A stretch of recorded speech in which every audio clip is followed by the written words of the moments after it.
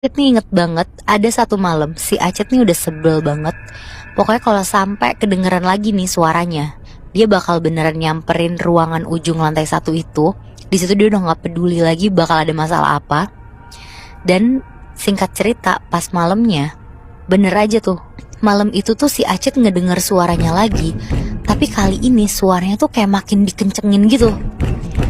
Tapi anehnya, di malam ini Acet tuh nggak bisa ngapa-ngapain, Muibi.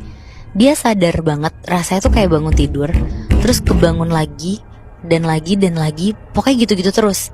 Dan ternyata di situ si Acet tuh ketindihan. Gak cuma ketindihan biasa ternyata, karena kata Acet, di bangun tidur yang terakhir kalinya, jelas banget dia tuh ngeliat di atas dadanya dia, kayak ada kaki ngelayang gitu. Anjir, serius lu? Dan pas dia coba ngintip ke atas, ternyata persis di atasnya dia ada sosok perempuan kemarin lagi gantung diri, Moy. Anjing, serem banget sih. Di situ lehernya beneran kayak yang udah patah gitu. Terus dia tuh nunduk diem aja.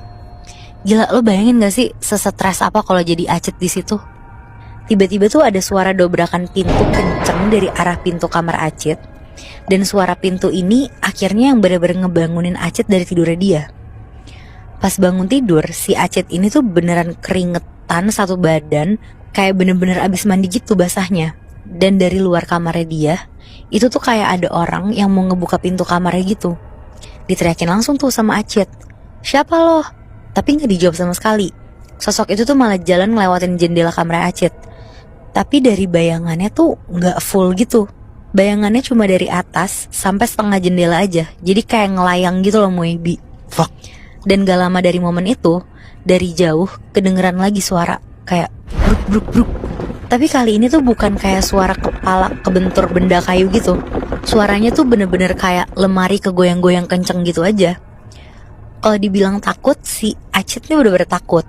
Tapi udah nekat aja lah Acet di situ. Mending sekalian disamperin malam itu biar cepet-cepet selesai lah. Itu di pikirannya dia ya. Acet langsung lari turun ke lantai 1. Dan bener aja suaranya tuh sumbernya sama dari kamar ujung lantai 1 yang selama ini tuh dibilang jadi gudang itu. Acet akhirnya nyoba buat ngedeket, tapi ternyata masih dikunci, Moebi. Di situ Acet nyoba ngintip dari lubang kunci di kamar itu. Kamarnya tuh bener-bener gelap, tapi ya samar-samar masih bisa kelihatan lah bentuk barang-barang di dalamnya, masih lengkap gitu. Dan ternyata secara isinya ruangannya nih lebih mirip kamar kosan aja, bukan gudang. Nah, di sini Acet tuh kaget, Moebi. Karena katanya dari yang awalnya bayangan itu pada anteng kayak benda mati, tiba-tiba ada bayangan tinggi kayak badan orang.